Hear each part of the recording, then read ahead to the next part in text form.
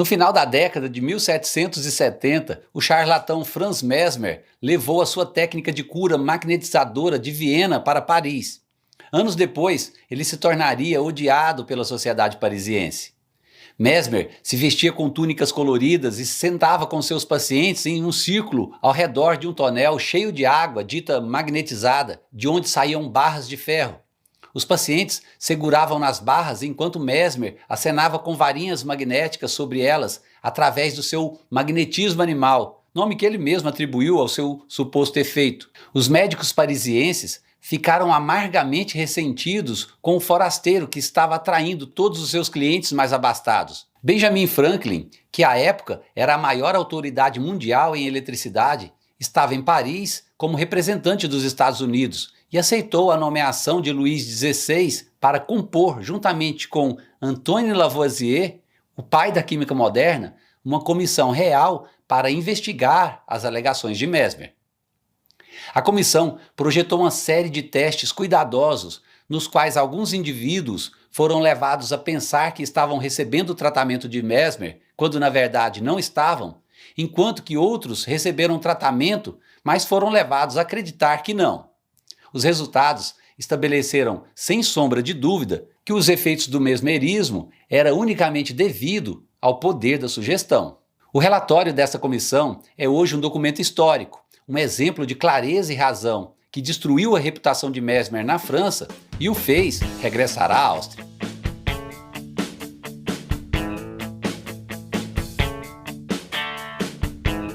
Olá, sou eu, Desfilete, e esse canal é o Verve Científica. Aqui eu ensino os principais conceitos das ciências físicas. Isso é um antídoto contra muitas tolices e crendices que você vai encontrar por aí. Se ser mais esperto é uma prioridade para você, se inscreva no canal e ative o seu sininho, pois aqui você encontra a explicação científica para muitos assuntos intrigantes. É impressionante que quase 250 anos depois de Mesmer ser desmascarado, com tudo que foi aprendido sobre eletromagnetismo e fisiologia moderna desde então, os magnetizadores ainda sejam capazes de atrair seguidores. E o pior que hoje não há mais comissões governamentais de Franklins e Lavoisiers para contestar as suas reivindicações. Além disso, nenhuma alegação é tão ultrajante que não se possa encontrar depoimentos para apoiá-la. Exemplos clássicos disso são as afirmações de que a Terra é plana ou as alegações da astrologia de que corpos celestes interferem no destino das pessoas. A terapia magnética é do mesmo jeito. Trata-se de uma prática médica alternativa na qual se alega que ímãs permanentes, além de energizar o corpo, são úteis para aliviar a dor e outros problemas de saúde. Entre os mecanismos mais plausíveis está a alegação de que os campos magnéticos aumentam a circulação sanguínea nos tecidos, o que viria a enriquecer o fornecimento de oxigênio e nutrientes, ao mesmo tempo em que eliminaria contaminantes, toxinas e agentes anti-inflamatórios. Outra hipótese é que os campos magnéticos atraem os íons positivos para aumentar a reação do corpo aos campos magnéticos da Terra, com benefícios positivos por meio de um mecanismo bastante obscuro. As explicações de que os campos magnéticos aumentam a circulação, reduzem a inflamação ou aceleram a recuperação de lesões são simplistas e não são apoiadas pelo rigor das evidências experimentais. Aliás, basicamente o que forma a base de defesa da terapia magnética são alguns artigos pseudocientíficos obscuros e controversos, e, é claro, muitos relatos anedóticos. Ao se investigar de perto quais são os mecanismos pelos quais um campo magnético promoveria a melhora da saúde de um indivíduo, o que se encontra são afirmações descabidas, incoerentes e, obviamente, sem nenhum fundamento científico. A maior parte das empresas que comercializam ímãs terapêuticos faz alegações infundadas sobre a terapia magnética usando uma linguagem pseudocientífica. Algumas dizem que os ímãs fornecem uma força estática ou magnética que permite mudanças no tecido. Ok, mas que força é essa? Força sobre o quê? O que é que muda? Outras alegam que os ímãs são outra forma de energia elétrica que agora pensamos ter o efeito poderoso nos corpos. Não, isso está errado desde a premissa. Tal como projetados, esses itens são incapazes de gerar energia elétrica E mesmo que fosse, a conclusão naturalmente não se sustentaria, pois a energia gerada seria desprezível e não teria efeito algum sobre o nosso corpo. Há ainda aquelas empresas que alegam que todos os humanos são magnéticos e que toda célula tem um lado positivo e um lado negativo. Essa afirmação de que as células têm lado positivo e negativo, se fosse verdadeira, seria mesmo uma novidade revolucionária para os biólogos celulares. Agora, a primeira ideia é de fato verdadeira e vale a pena examiná-la com maior atenção. Sim, todos nós humanos somos magnéticos, mas para a infelicidade dos defensores da terapia, o tipo de magnetismo que nosso sangue carrega não serve de base para nenhuma de suas alegações.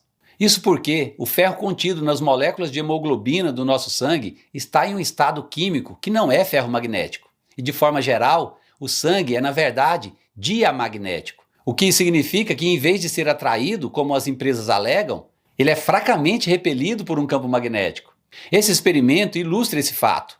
Um ímã muito forte é capaz de repelir um volume de sangue, isso justamente por conta do seu diamagnetismo. Eu falei sobre as propriedades magnéticas dos materiais no vídeo anterior, e lá eu mostrei em detalhes a origem e as aplicações dessas propriedades. Em relação ao magnetismo no nosso sangue, só mais um dado. Se ele fosse mesmo ferromagnético e pudesse ser afetado pelos fracos campos de um ímã permanente, o exame de ressonância magnética seria impraticável, já que nesse exame os ímãs usados são milhares de vezes mais poderosos do que aqueles incorporados em pulseirinhas magnéticas e outros artigos similares. É fácil verificar que os ímãs, independente de sua intensidade, não têm efeito algum sobre o fluxo sanguíneo. Pense o seguinte: um excesso de sangue em uma área do corpo causa vermelhidão na pele. É por isso que a pele fica vermelha quando você aplica calor, pois o sangue é desviado para aquela área aquecida.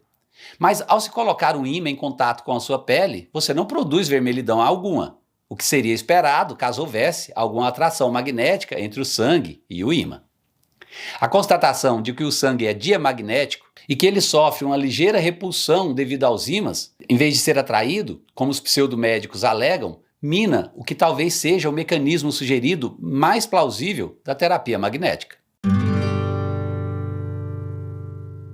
Estudos científicos rigorosos é o que mais falta para a terapia magnética, para que ela seja aceita pela medicina tradicional. Por mais que possa ser relatada em artigos pseudocientíficos ou depoimentos emocionados, até hoje, nenhuma das alegações físicas ou biológicas da terapia magnética foi comprovada e nenhum efeito sobre a saúde foi estabelecido. Os estudos mais contundentes sobre os efeitos de ímãs permanentes em seres humanos são análises de vários estudos anteriores. Essas análises não foram capazes de mostrar eficácia alguma desses ímãs para tratar dores ou rigidez articular e muscular. Os pesquisadores concluíram que as evidências não apoiam o uso de ímãs estáticos para o alívio da dor e, portanto, eles não podem ser recomendados como um tratamento eficaz.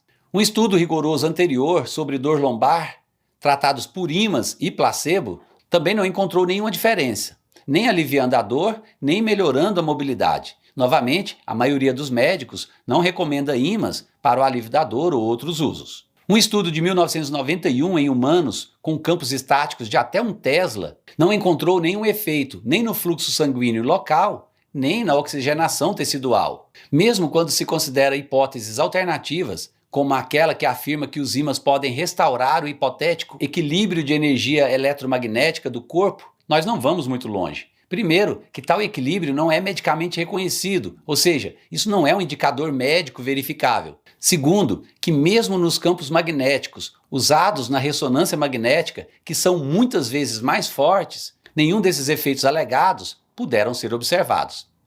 Finalmente, vale a pena observar que estudos imparciais sobre os efeitos dos campos magnéticos na saúde e na cura são problemáticos. A magnetização é facilmente detectável, por exemplo, pelas forças de atração em objetos ferrosos. Por causa disso, o cegamento eficaz dos estudos, que é crucial para que nem os pacientes nem os avaliadores saibam quem é que está recebendo o tratamento e quem é que está recebendo o placebo, é muito difícil de ser obtido. O cegamento incompleto ou insuficiente tende a exagerar os efeitos do tratamento, principalmente quando esses efeitos são pequenos. Apesar da avalanche de evidências contra os supostos benefícios dos ímãs permanentes para a saúde, milhões de ímãs terapêuticos são vendidos mensalmente pelo mundo afora. O mercado para ímãs terapêuticos e outros frutos da irracionalidade é enorme e movimenta uma indústria bilionária. Novamente, os vendedores informam que esses ímãs têm efeitos poderosos no corpo, principalmente aumentando o fluxo sanguíneo para as áreas doloridas.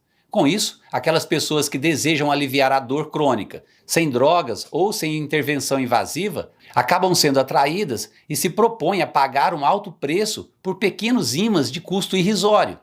Itens como pulseiras, palmilhas, braceletes, bijuterias, suportes para as costas e pescoço, travesseiros, colchões e até água, tudo isso vira um item terapêutico se vier com ímã pendurado.